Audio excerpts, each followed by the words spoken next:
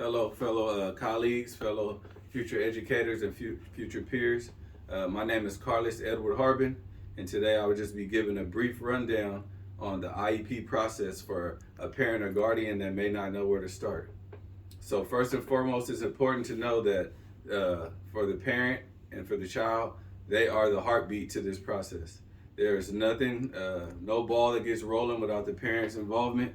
The parent's concern is what kicks this thing on the go.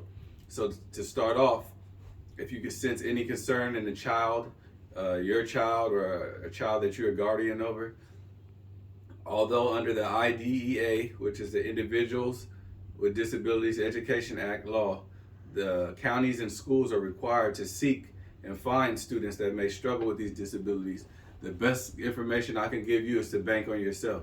And you bank on yourself by making your own referral, expressing your own concern, and make sure that you sign and date this and have it in written form, and make sure you give it to a school official, a principal, a school psychologist, or a teacher. After this referral takes place and they receive it, that's the beginning of the evaluation process. The evaluation process can take up to 60 days, with you receiving something in the mail within the first 15 days out of that 60-day process.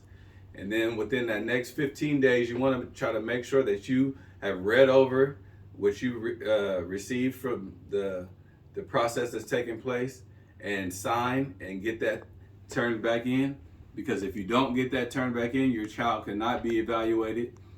And the only way your child will be evaluated without that consent form is through due process. And that's a process that you probably want to avoid if you can. So after this evaluation process is taking place, now you have the eligibility process. The eligibility process, it can be a slippery slope, because IDEA has the flexibility under law to decide who is eligible for that under their 13 categories of disabilities. So if your child falls in one of those 13 categories of disabilities, your child may be taken care of and provided the services needed.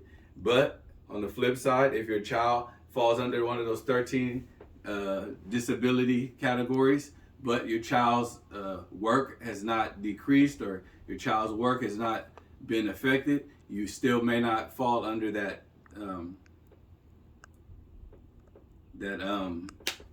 those services that need to be provided. So after the eligibility process, you have IEP components. There's components like your child's information, where they're at this point in their school, the things that need to take place to help them, and other things of that nature, such as, let me see, services that may be needed, supplementary services such as modifications and accommodations and things of that nature. So once those things are figured out, the next step is to build an IEP team.